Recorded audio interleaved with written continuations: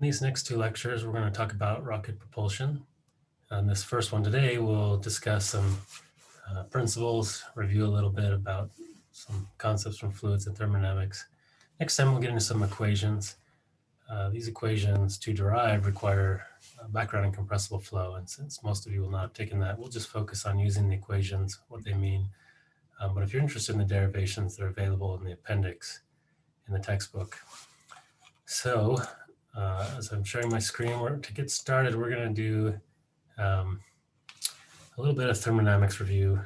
Not much, just reviewing a few symbols, what they mean. Let's see if I can get this working. Okay, there we go.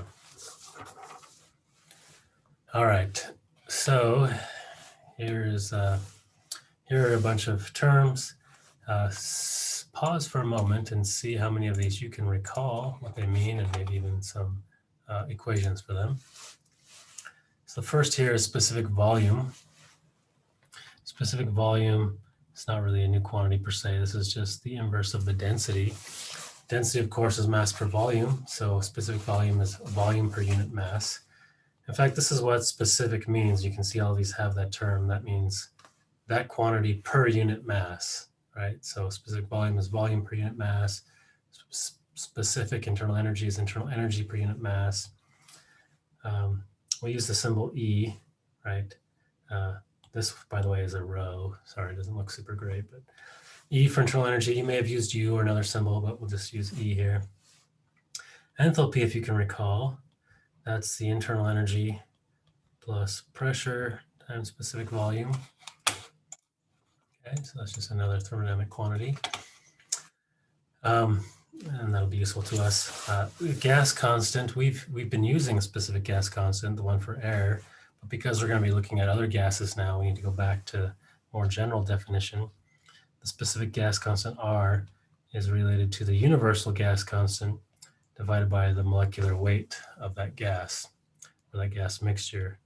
And the universal gas constant, as the name suggests, is a universal number, 8.314 joules per Kelvin times moles. Okay, so if we know the molecular weight of our gas mixture, we can calculate our specific gas constant. The last are our specific heats. Now, one thing to recall from thermodynamics is that we can completely define our thermodynamic state once we have two independent quantities, any two independent quantities. So it could be pressure and temperature, entropy and density, it doesn't matter. Once I have two, I can compute all the others, right? That fully defines my state. Same is true. So in general, right, my specific heat or my enthalpy, we can write it this way, right? I could say like E, it's a function of pressure and density, or I could be a function of temperature and entropy or whatever, right? There are endless ways I can write it. But I just need two, and I can define a relationship. These are, by the way, called equations of state. The most common of which will be the ideal gas law. It's the most common equation of state, right? If we recall ideal gas, let's just write that just to remember. P equals rho RT, or in terms of our specific variables here, P nu equals RT. We just move density onto the other side, make it a specific volume. Right, if I know any two of these, for example, temperature and pressure, I can calculate my specific volume. Same is true for these, right? Specific energy, specific enthalpy. These are functions of these other quantities. And by the way, this is at least my theory why I think sometimes people perceive rocket science as being very complicated. Actually, at the heart of it is not really that complicated, right? It's really a lot about compressible flows, just a lot about mass, conservation, doing mass balances, momentum balances. But if you look at some of these tables, you'll just find tons and tons of equations, right? There are a lot of these publications, like these NASA publications, with just enormous amounts of equations.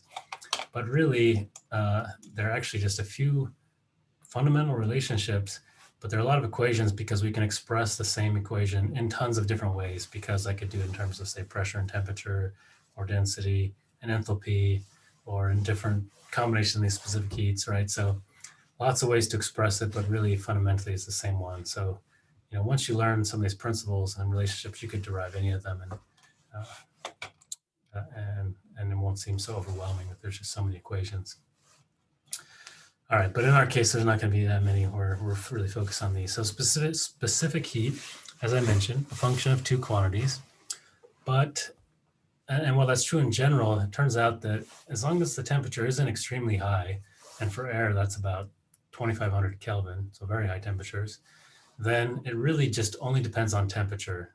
The other dependence is so weak that we would say it's thermally perfect, meaning it has just a dependence only on temperature. And if we go down further to about 1,000 Kelvin for air, it's not the same for every gas, but for air, about 1,000 Kelvin, so still quite hot, then that relationship is linear. So for example, the internal energy is linearly related to the temperature, and this proportionality constant is the specific heat at constant volume. That's what we call it, right? So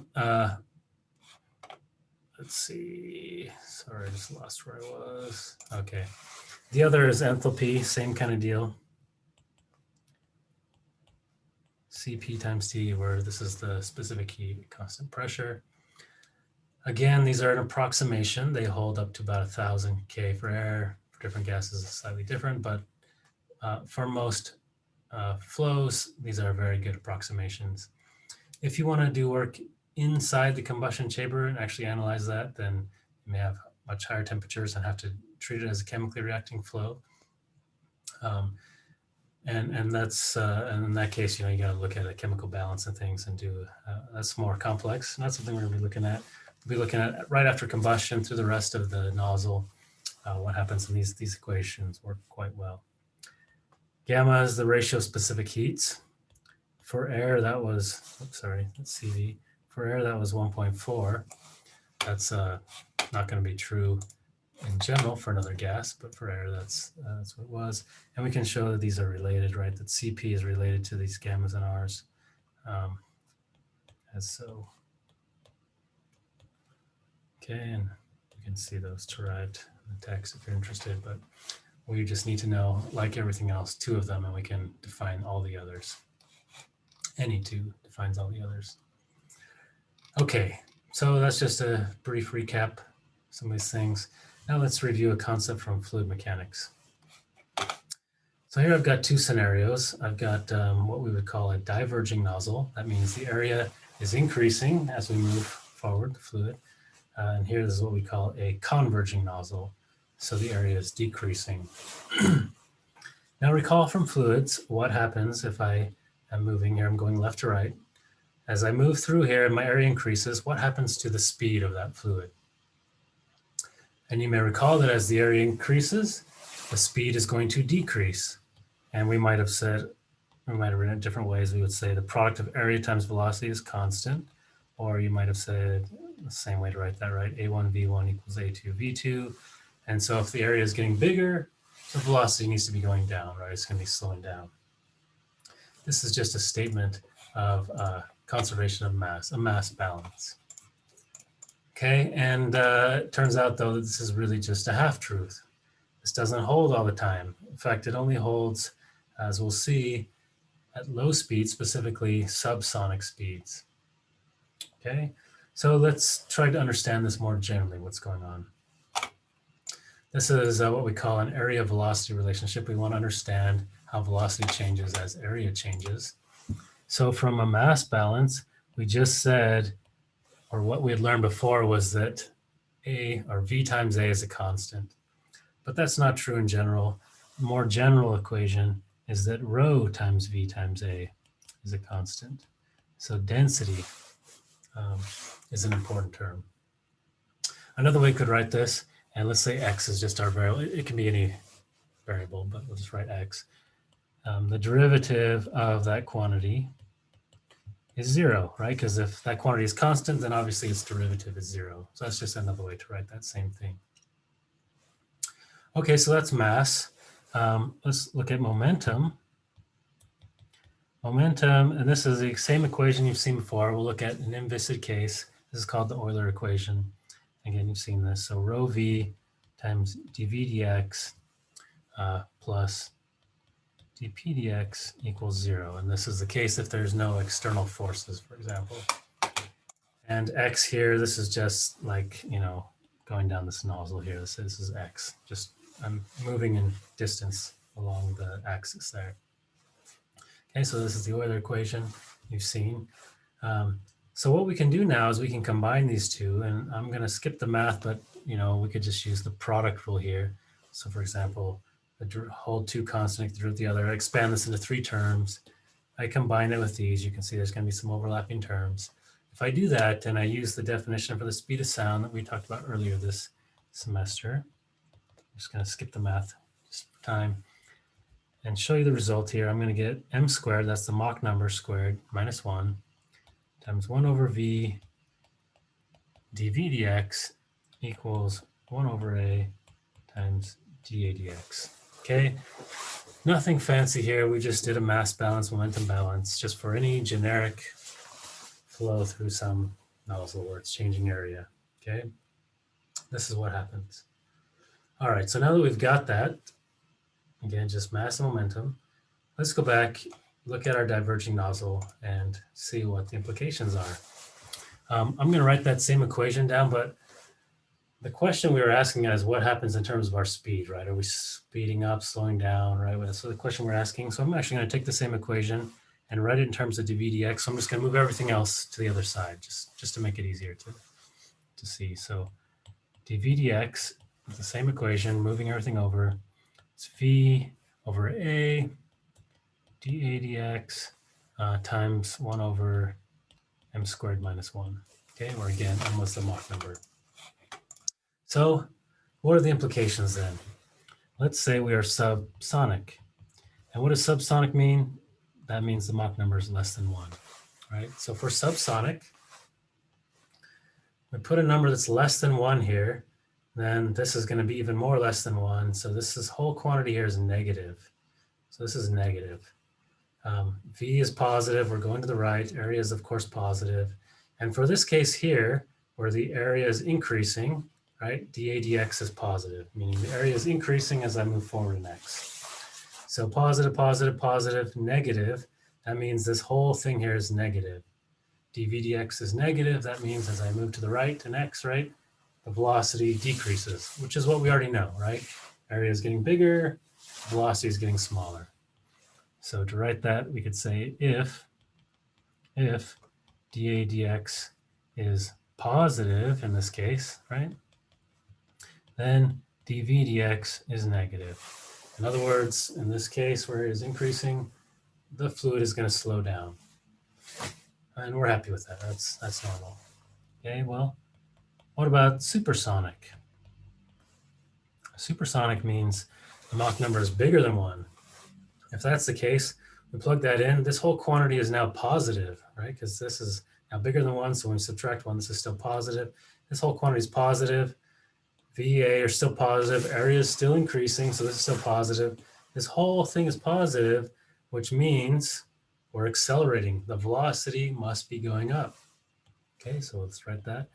If dA dx is positive, the scenario we're looking at, then dV dx is positive. So instead of slowing down, we actually speed up.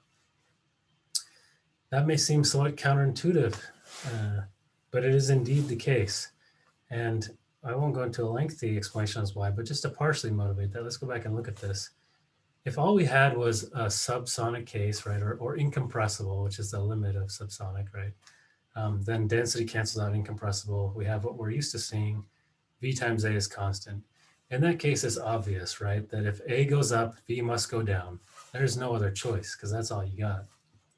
However, in this case, if A goes up, that doesn't necessarily mean that V has to go down. It could, maybe, right? That could be consistent. But if A goes up, we don't know what's going to happen to V just from this equation alone.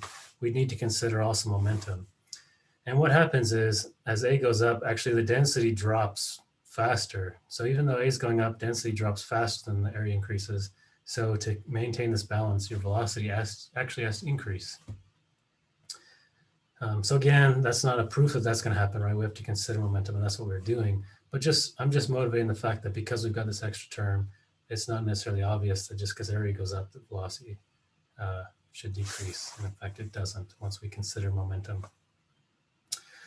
Okay, so this is that interesting phenomenon.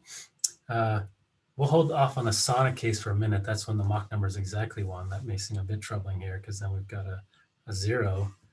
But let's pause on that for a second. And let's go to look at this device here. This is what we call a converging-diverging nozzle. So it's converging, decreasing in area, and then it diverges. And the smallest area in that, we just call that the throat. Okay, and we'll see the significance of that in a second. So let's imagine I've got subsonic flow here. The Mach number is less than 1, right? And this is the case we know and love. The Mach number is less than 1, so it's converging, area is decreasing. So what's going to happen? It's going to speed up. Okay. Now let's imagine that it speeds up enough that on this side, I now have supersonic flow. If I can get it to the point where there's supersonic flow over here, and I'm diverging, what happens? That's the case we just discussed, right? It still speeds up. It's speeding up the whole time. So if I do this right, I can get my fluid to speed up all the way through this nozzle, right? Starting low speed, speeding up towards the throat, and then getting supersonic and continuing to speed up. Okay, well, it may seem, well, let's talk about that transition there a little bit. And this goes back to this Mach equals 0 case. So Mach equals 1. Let's go back one more because this case, divide by 0 isn't happy. So let's go back over here. The same equation, just rearranged. If I plug in m equals 1, right, the Mach number equals 1 in this case, this term is 0. So this whole side is 0. The area is not 0, right? So this is just whatever, some positive number. This says that dA dx equals 0. Well, if we go back to calculus, what does that mean? If a derivative of something is 0, that means that quantity that's going to occur at an extremum, right? So the area is either maximized or minimized. If we go back or look at it a little more carefully, we can show that it's impossible for it to be a maximum. So it's going to be a minimum from an entropy consideration, right? The area has to be a minimum. So what this means is that the only place that I can get sonic flow, meaning the Mach number to be exactly 1, is where the area is a minimum. Okay, so that means that right here at the throat, it's the only place where the Mach number can be 1. So to the left, subsonic, to the right, supersonic. I can't have the flow, I can't have Mach 1 over here. That's physically impossible. I can't have Mach 1 over here. It's impossible. It's got to be right here.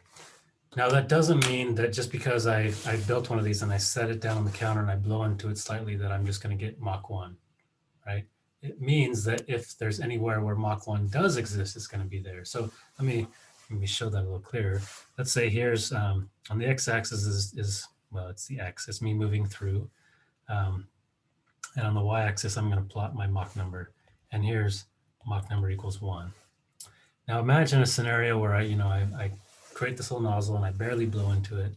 So it's going to speed up, right? It's slow. It's subsonic. So I'm converging here, right? Area is shrinking. So I'm going to speed up. My Mach number is going to increase.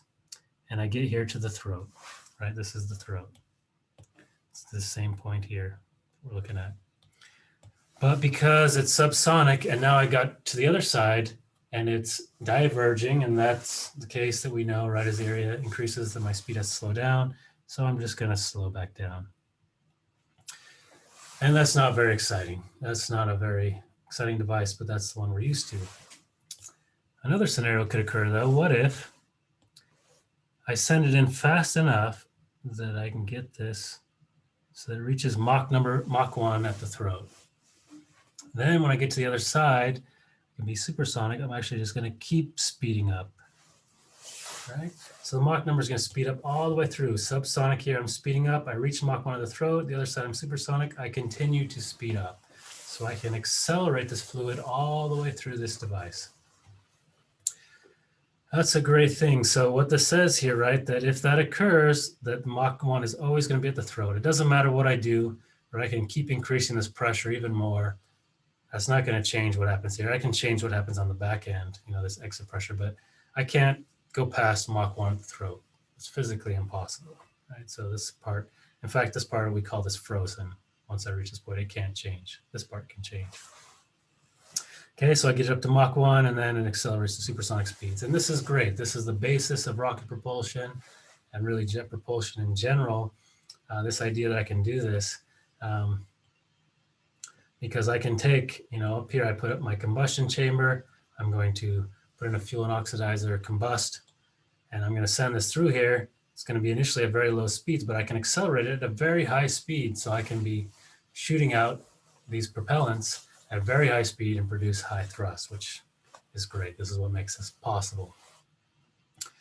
As a side note, this exact same thing will work in reverse, right? I can start with a supersonic flow coming in. And if it's a supersonic flow coming in, it's going to slow down in a diverging nozzle. And then I get it to a sonic point and I get a subsonic flow on this side, and that's going to slow down. The difference, though, is that physically, that can only happen with a shock wave. I mean, from a equation standpoint, it's possible that in a perfect condition, you could go through shock free, but in practice, that's impossible. So it's going to be in supersonic. It'll come through, there'll be a shock wave, subsonic after, and then it will, just kind of slow down the rest of the way. But that's not really of interest here. It's just kind of a side note. This is the case that we care about. We're speeding up continuously through here. All right.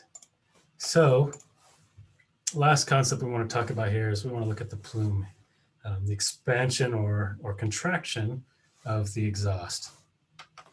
So here's two pictures, two different rockets, two different scenarios, and I want you to look at them and notice what's different about the exhaust plumes, and maybe think about why is that happening. So just take a moment and consider that. So perhaps one clue here is that we of course see this big rig here.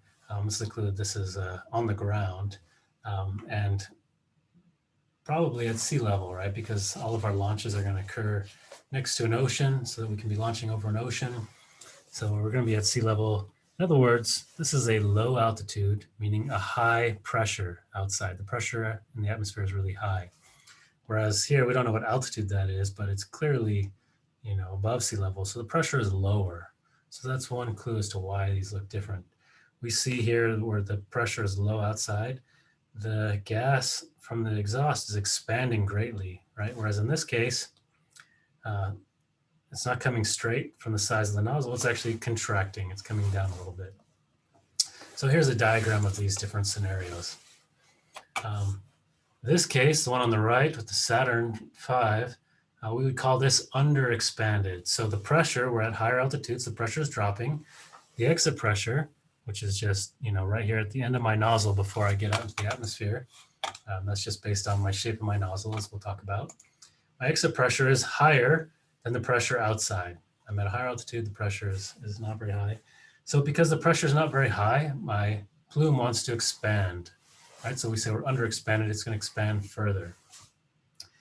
The opposite case, down here below, right, I'm say here at sea level, the outside pressure is high. It's higher than my exit pressure. So because that pressure is so high outside, it's actually going to contract, push in my plume a bit. So we would say it's overexpanded. In other words, it needs to contract. If you could think about the launch of the rocket, we're going to go through all these scenarios. So we're going to start generally at the low altitude. We're going to be overexpanded here. The outside pressure is too high. We go up. Eventually, we'll come up to the point where the pressure is low enough that we're underexpanded. And so somewhere in between there, we're going to be ideally expanded. There's going to be some altitude where the pressure just happens to exactly match my exit pressure. It actually turns out to be ideal. We want to design that around that point. So let's go back to the thrust equation. Remember, it's the mass flow rate of my fuel times my exit velocity, and that was the biggest term. But then I had this other term, the difference between my exit pressure and the atmospheric pressure times that exit. So if I'm ideally expanded, this term is 0. From a propulsive standpoint, that tends to be my most efficient point. So we'll usually design around that so that will occur just after max Q or max dynamic pressure for the reasons we talked about last time, right? That if we get just past that, then we're going to have less drag up there. So we really want to be efficient there and generate a lot of thrust. So often you'll see a rocket that's designed so that that ideal expansion point occurs just a bit after max dynamic pressure or max Q. All right, so just to recap again, here are these pictures. This is the space shuttle main engine, actually. It's at sea level. And so the outside pressure is really high. So that again, the outside pressure is really high. That is this case here, right? It's, sorry, no, it's not that case. I don't know why I was saying that. It's this case, right? The outside pressure is higher than my exit pressure. That's why I was getting confused. Like, that doesn't sound right. It's overexpanded, okay? We're overexpanded at sea level. So we're overexpanded, we need to compress. The outside pressure is high, it's pushing us in. Whereas on the right, this is the Saturn V, it's at a higher altitude, so the pressure is low, right? Low pressure out there. We're underexpanded. Because of that low pressure, we're not expanded enough, it's gonna expand into that low pressure. Okay, so that's it for today. Next time we're gonna get into the rocket. We're gonna look at after combustion, what happens in that converging diverging nozzle. You know, by the way, if you go back and look at that picture, you'll see, we could see the expansion part of that nozzle pretty clearly with the space shuttle main engine, but it was harder to see the converging part. We're gonna go look at that in a little more detail, what's happening in the nozzle, how we compute thrust and things like that. So we'll see you next time.